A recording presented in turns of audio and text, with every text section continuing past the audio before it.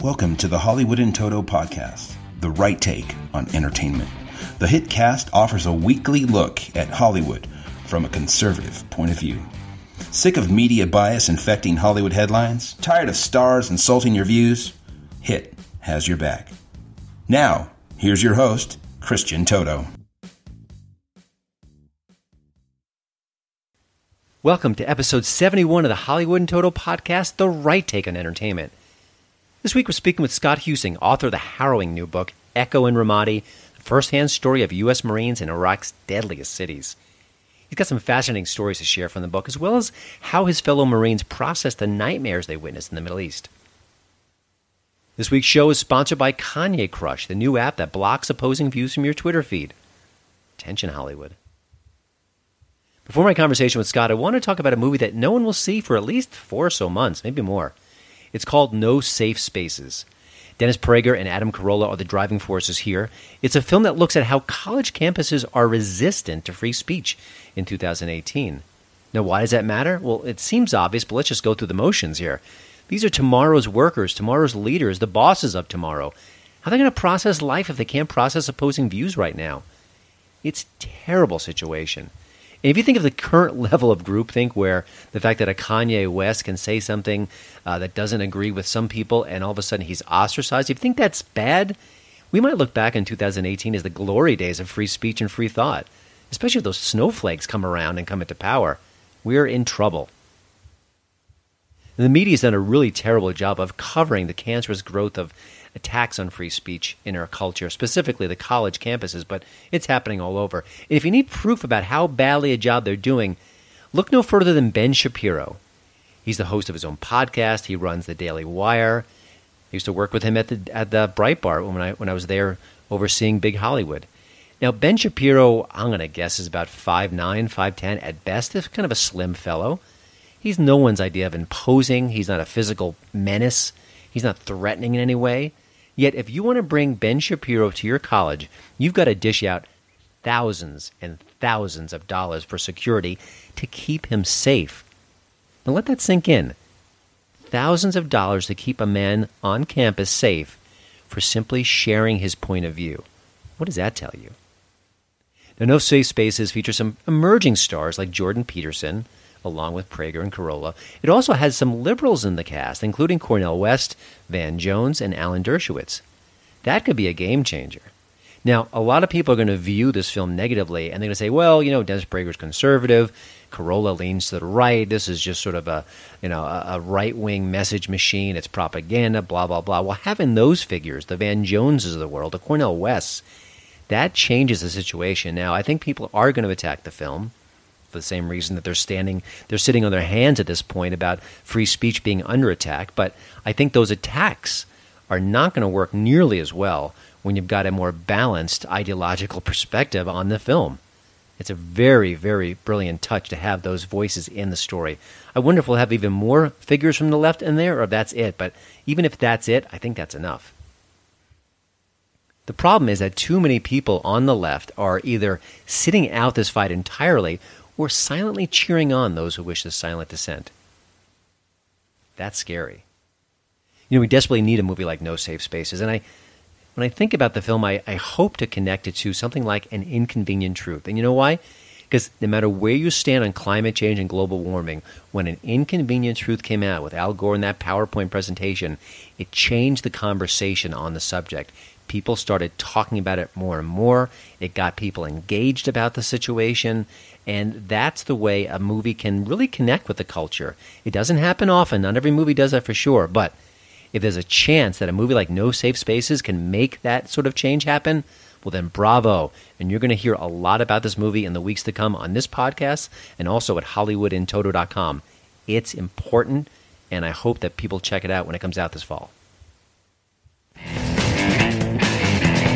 You're listening to the Hollywood in Toto podcast, the right take on entertainment.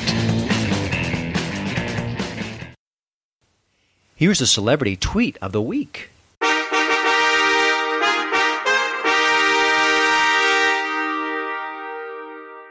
This week's winner is the driving force behind TV's biggest tearjerker, This Is Us. Huge hit.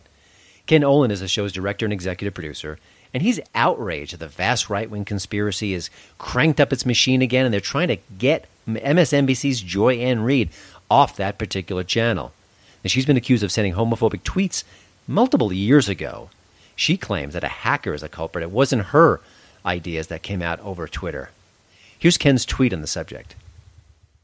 It's time for everyone who appreciates Joy Ann Reid for her integrity, her intelligence, her rigor, and her passion to make it known that we believe in her, and we will not let a fake narrative right-wing smear job silence her.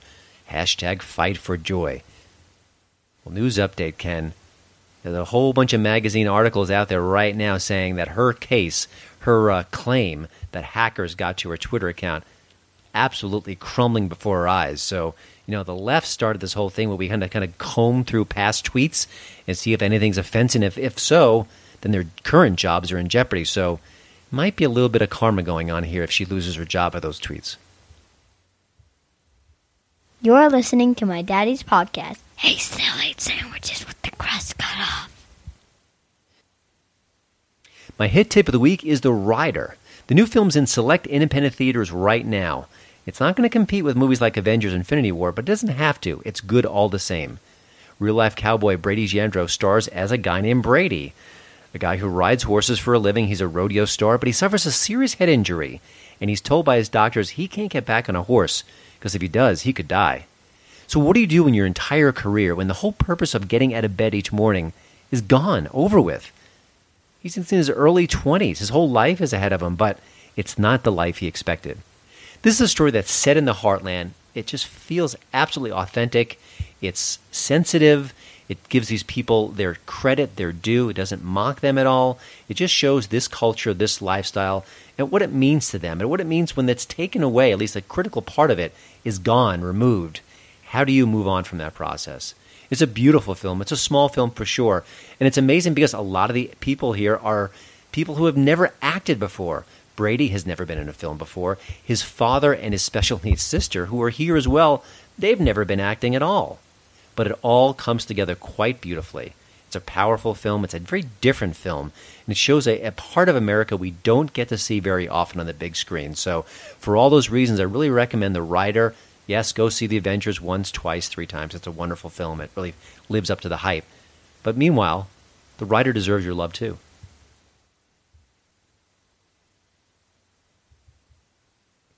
Now, let's get to my chat with Scott Huesing. Scott's a former Marine with over 24 years of service, both enlisted and as a commissioned officer. During his deployments in Iraq, Afghanistan, and the Horn of Africa, he planned, led, and conducted hundreds of combat missions under some of the most austere and challenging conditions. You get to find out firsthand about that via his new book, Echo in Ramadi. His Iraq War experiences are amazing, and it just shows you the courage, the dignity, the grit of U.S. Marines. Here's my interview with Scott Huesing. Well, first of all, thanks, Scott, for joining the HitCast. When the idea for this particular book came to you, was it while you were in combat overseas, or was it more recently? And when you thought about making a book like Echo, what was your main goal? What was the real reason you really felt the need to make a book like this?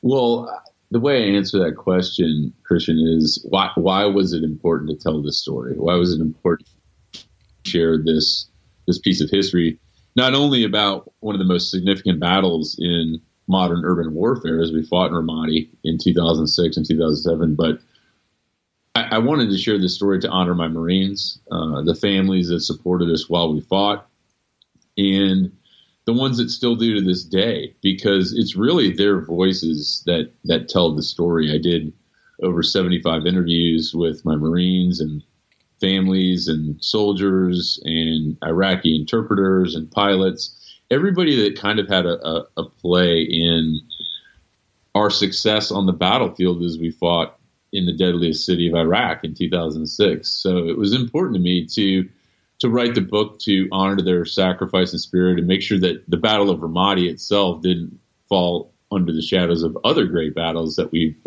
seen in the headlines like Ramadi, Fallujah, Baghdad. I want all of those to be captured. And I think that was one of the reasons. And, at the end of the day, I think it also serves as a portal for some guys to continue to heal. I often get asked that question, hey, when I wrote the end on the book, did I feel this, catharsis or something like that? But yeah, I always say, no, I didn't. I think it was a medium for me to, express my artistic side and, really do something and give back as well to so many people that gave me so much. I know the book is still pretty new out there. It's been only out a few weeks, but can you talk about any reaction from your fellow Marines as far as what they thought of the book, what it meant to them?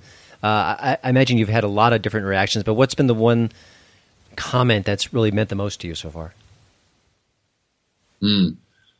Well, all of the comments have been great. And that really means the most to me, having endorsements from public figures and celebrities and, 4-star generals is great, but getting the comments from my Marines and the families that I wrote very personal stories about throughout the book, those really mean the most to me. And I'll share a recent example that I got through my website at Echo and Ramadi from Staff Sergeant Phil Morehouse. He was in the Army, and we fought underneath the 1st Brigade Combat Team in Ramadi for Task Force 19 Infantry. So just out of the blue, I get this email, and it's was really striking. And he allowed me to share the story with listeners. And he wrote, "Dear Sir, I'm probably pretty sure you don't even remember who I am. My name is Staff Sergeant Phil Morehouse, and I was in the administration shop with Task Force 19 Infantry.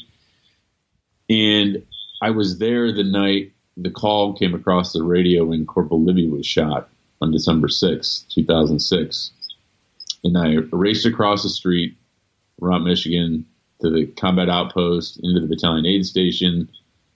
And I remember watching your convoy pull through the maze of chem lights and come to a hard stop, and the dust cloud that surrounded the trucks. And I remember your Marines carrying Corporal Libby.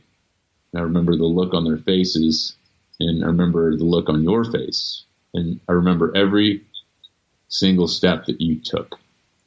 And he went on in the email to say that, he hadn't thought about those things in 11 years. And he ended the email with something really important. And he said simply, "Yes, we definitely made a difference."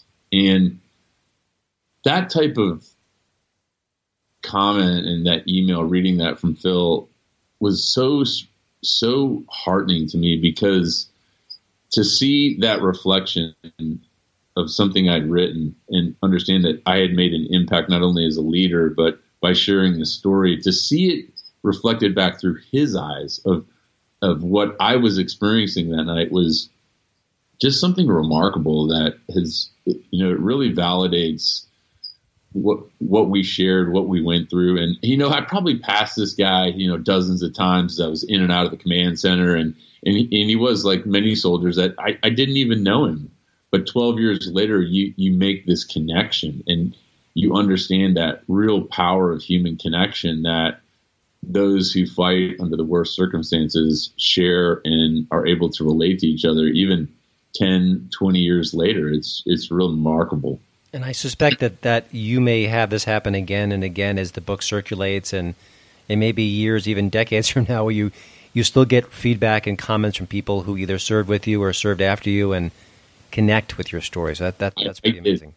I get dozens, and I've had hundreds of emails from Vietnam vets thanking me, saying, "I wish somebody would have shared our story like this. We're proud that you guys were able to tell this story." I get it from every generation. It's just really makes me swell with pride knowing that, I did it right and that people understand it. And it talks about the people. I think that's what makes this book so different, Christian, is it's not necessarily about things or events or, it's absolutely about the fighting and the friction, everything we went through, but it's about people, and it's about the emotion and the feeling and telling their stories, because that is what was important to me, was to share that emotion and the feeling and what they went through, and really learn about these characters and the people who obviously I couldn't write about all of them because that would have been a long book, as I commanded over 250 Marines and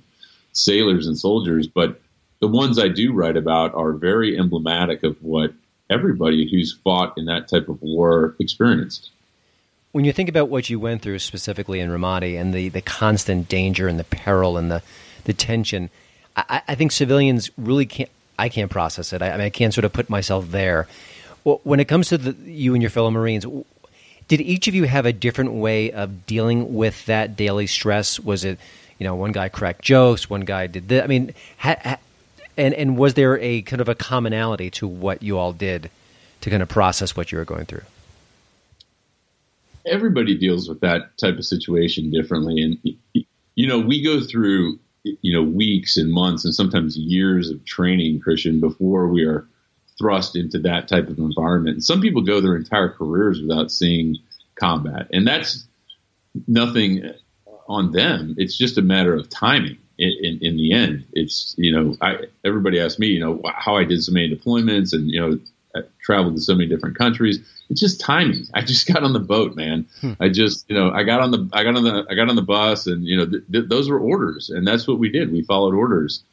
But as they're fighting day in and day out in what was literally the bloodiest and most dangerous city on the planet at the time, literally, statistically speaking, they experienced all of these pieces of trauma as they had to follow my orders and kill the enemy and fight street to street, house to house, room to room against a well-trained, ununiformed, faceless enemy in which the front line was literally everywhere. Every corner they turned, every street they walked down and patrolled, there was always this uncertainty. And the city of Ramadi itself was this massive, sprawling city. The Euphrates River cut right through it, and there were over 300,000 people that lived in this city. So to paint that picture to the listeners that haven't read the book, the city itself had been rubbled beyond recognition, where every building was pockmarked with bullet holes and rubbled pieces of concrete, and this fine layer of gray dust covered everything in the gray city, which our Ramadi, translated in Arabic, means gray city. And so those types of conditions in which they fought, and doing it amongst the people, the civilians, which they were there to protect and take care of, that takes a toll on people, obviously. And to relieve that pressure, we do it through a lot of things, as I was talking about. We do it through training. We do it through cultivating relationships with each other and with the civilians that we fight amongst. And we also, as leaders at every level, we try to establish some type of normalcy and some type of routine so that people remain sharp and they also remain balanced so that they can deal with those things. But there's no way to alleviate all of that pressure, all of that friction that they constantly experience. And when they have to do and see some of the worst things that war has to offer, or humanity for that matter, every one of those young Marines or soldiers who are no more than 18, 19, 20 years old, they compartmentalize that differently at each level. Mm-hmm. Your book obviously is about a very specific set of experiences in a very specific setting. Are there lessons that readers can take away from it? People who maybe have never served, will never serve in the military, they just go about their daily conventional lives, but they can learn something from what you went through, despite the differences. What would you kind of say about that? Oh, absolutely. And, one of the real challenges as a guy that served, 24 years in the Marine Corps is when you write something like this, a memoir or, narrative nonfiction, is to purge it of all of the military acronyms. And that was a challenge for me, because I want this story to be accessible to everybody, not just the Marines or military or veterans. I think anybody that reads this book will pick it up and understand that the core message, again, for me, has always been the power of human connection. But there's so many other lessons that you learn as you read about these stories of these young men and women and brave Iraqi citizens about leadership, team building, overcoming adversity, and again, that power of human connection that really sustained us while we fought. and that still sustains us and keeps us connected to this day. It's really a timeless lesson of leadership, because I don't care whether you're fighting on the battlefield or you're in the boardroom, or whether you study Clausewitz or Covey about leadership, the basics are the same. And as I write and have said time and again, there is no such thing as combat leadership, just leadership. And great leaders understand that, because they teach us a lot of things in these schoolhouses about how to be a leader, and all these traits and principles and all these words that make us effective leaders. But the real great leaders that I found, and I was fortunate to be surrounded by many throughout my career, is being able to read in between the lines of those lists and books about words like love and compassion and kindness and understanding, and knowing when it's all right to really be hard on your men when you need to, and also when it's all right to put your arm around them, pick them up, and help them out when they're hurting. And those are the things that really great leaders subscribe to. And Christian, that's not exclusive to me. I didn't invent that. I'm just lucky to be a byproduct of that through my mentors and the leaders I was surrounded with throughout my career. Well, I think the best stories of any kind, fiction, nonfiction, have those commonalities, have the stories that we can all relate to, even if we've never even been through those kinds of ordeals. So I'm glad to hear that. I was kind of curious, as we watched the Iraq War through the press, and I wanted to get your reaction to what you think that reporters generally got right while covering that, and also what they got wrong. And I suspect the latter may be more emotional for you, but how would you kind of judge the media from there? Well, I had a lot of experience with media at different levels throughout multiple deployments in Iraq. And, there's a couple different schools of thought. Brian Kilcullen wrote a great article called Kill Faster, meaning you had to outcycle the media so that you were able to do your job effectively and not be subjected to the scrutiny of mainstream media that would at times hinder your mission, because it did influence policy. I think it influenced public opinion, and I think political opinion as well. But at the time in 2006, and even before that, when the Battle of Ramadi really started in 2004, because this is a 2-year fight that we were part of, the media itself was there. We had some embedded reporters, but we weren't concerned about fighting politics or policy or strategy. We were fighting the enemy. And that's what we did day in and day out, sometimes 4 or 5, 6 times a day in direct contact with enemy forces. And, our mission at the beginning and end of every day was to kill or capture anti-Iraqi forces. That's what we're there to do. Mm-hmm. All right. Well, we're speaking with Scott Huesing, author of the powerful new book, Echo in Ramadi. Scott, obviously military veterans can deal with PTSD, and I know you prefer to leave the last letter disorder out of that equation.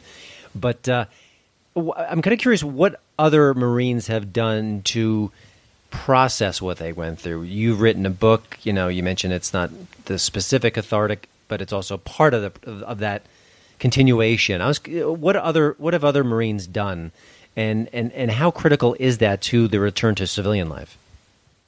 Well, we do a great job in the military about transitioning veterans to the private sector, job preparation, things like that. But I think we've got a long way to come as far as preparing them mentally, psychologically to, readjust to what normal is, because combat is not a natural event. I mean, humans create war, and the things that they have to do under the orders of many, takes a toll on people. I mean, killing is not a natural act. It's a horrific, life-changing event for most. But in war, killing is what happens. And as Marines, we're trained to kill. And it creates this destruction that is everywhere. And as I write, sometimes it eats everything around you, and sometimes it eats at you. And those are those pieces of trauma that you compartmentalize and go through it. And how guys deal with it, the effects of trauma, are very personal, and they range anywhere from extreme drug use to alcohol abuse to, checking the locks on their doors 3-4 times a night before they go to bed. Some guys sleep with guns under their pillows. Some guys work out fanatically. Some guys overeat. You name it. But they're finding a way to replace something that's missing. And for me, it was always, not the graphic scenes of war or the killing or the bodies or any of that. It was really the absence of that friction that took the most time to adjust to. That's something that, again, you just can't replicate that. So the way I mentor and try and continue to lead those who I fought with and other veterans is to try and find positive outlets to replace that. And maybe that's through writing, maybe it's through working out, and maybe it's just through being connected with other veterans who really understand those types of conditions. Because one thing that's important for people to understand who've never experienced that type of war is it's a very small percentage. I mean, let's look at it from big to small. Is only 1/2 of 1% of the entire American population of 330 million people serve in the military. And then you got the Marine Corps, the smallest branch. And then you've got the infantry of the Marine Corps. And then within the infantry, there's an even smaller percent that ever go to combat.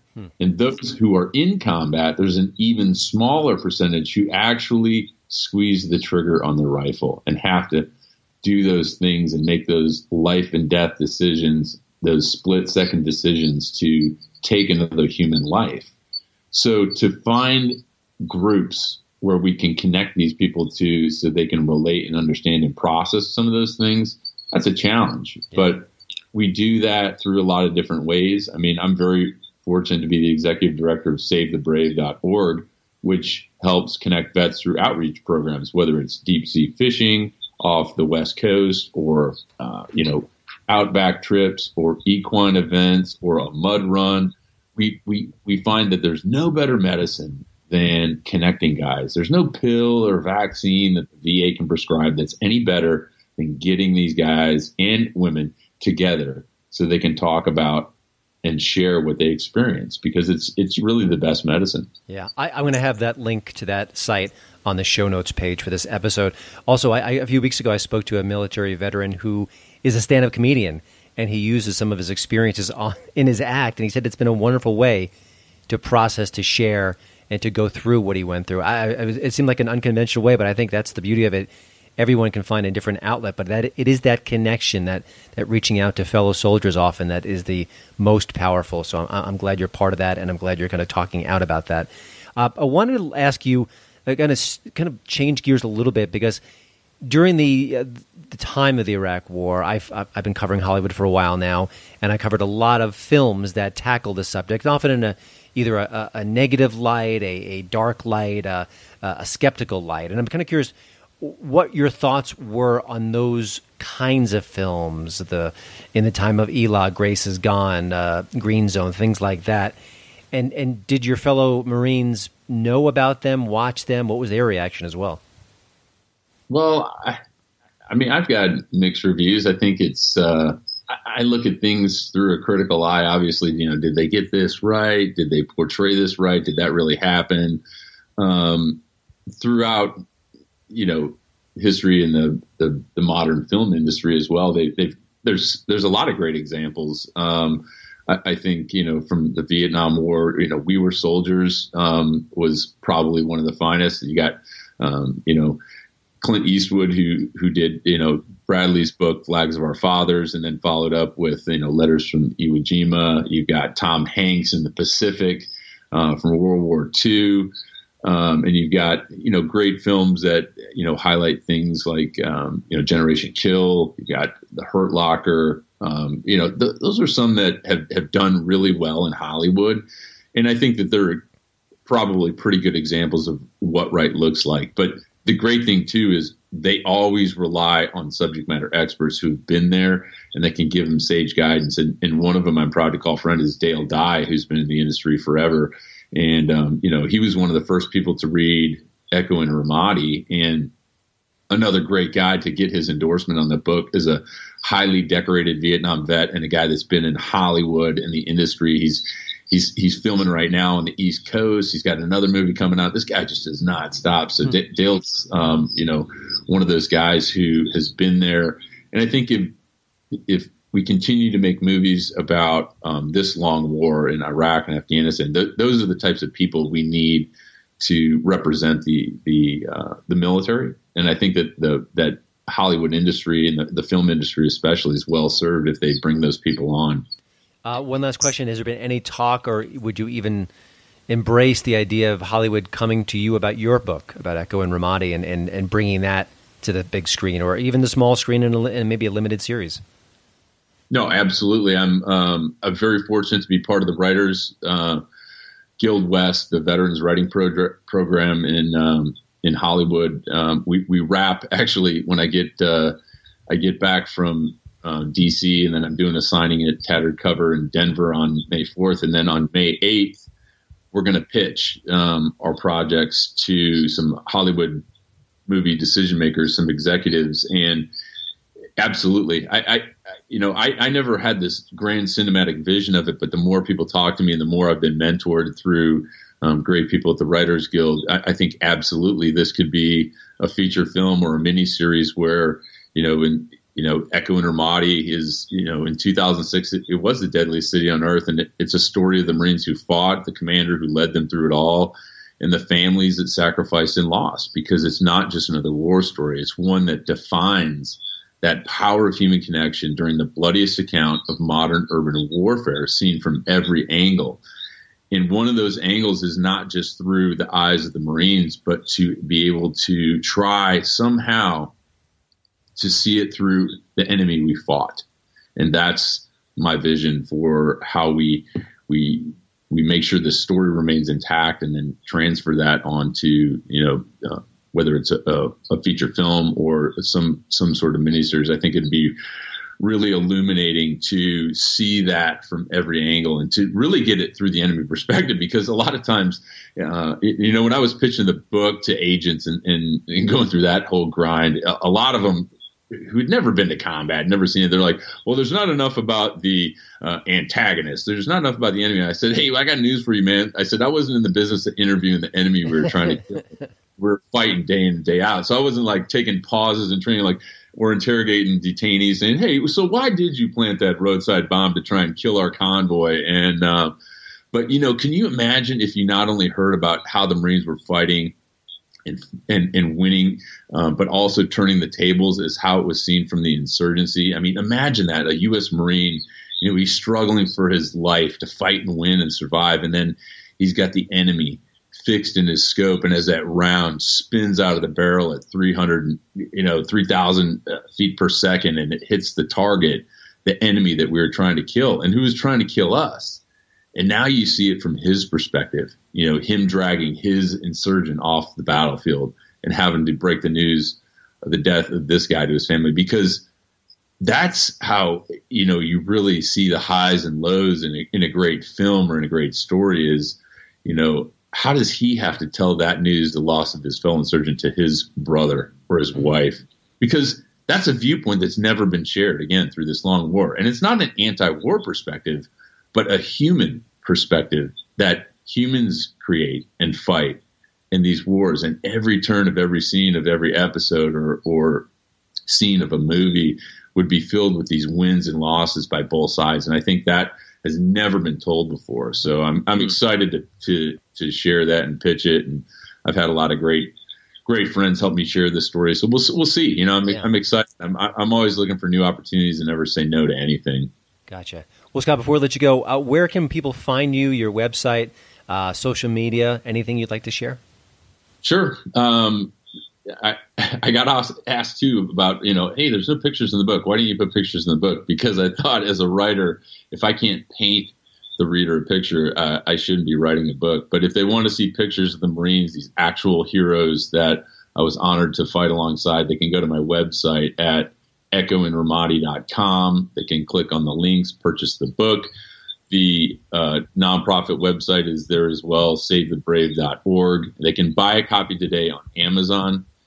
It's in Barnes & Noble. It's in Costco. And, with so many holidays coming up, like Armed Forces Day, Memorial Day, I get so many people ordering books, and they send them to my office. And I love signing books for veterans. And then people who buy these books, and they buy a copy of Echo and Ramadi for a veteran they knew, regardless of what generation they fought. And they say, hey, will you please sign this to, Staff Sergeant Jones? He's a Vietnam vet. It would mean a lot. And I tell you what, if you're a writer and you don't love that part of the job, just quit, because I tell you, there's nothing better for me than really being honored to sign a copy and put it in the mail. So there's a lot of places where you get the book. Go on Amazon. It's always available. And you'll be getting a great story and helping vets as well, because a portion of the proceeds are donated to SaveTheBrave.org to help veterans with post-traumatic stress. I love it. Thank you so much. I really appreciate that message and for you taking the time to speak to us. Thanks again for joining the HiTcast. Please pick up Scott's new book, Echo in Ramadi, the first-hand story of U.S. Marines in Iraq's deadliest city. And you could also follow Scott at Echo in Ramadi on Twitter. Scott, thanks again, and maybe we'll talk to you down the road about more projects, maybe even that movie or TV show that could happen sooner than later. Hey, thanks again, Christian. It's great being on the program. I'd love to be back anytime you have me. Well, thanks again for listening. Don't forget to check out HollywoodInToto.com for both the show notes and, of course, the latest entertainment news. Please follow me at Twitter at HollywoodInToto. And we'd love it if you leave a podcast review over at iTunes. See you next week.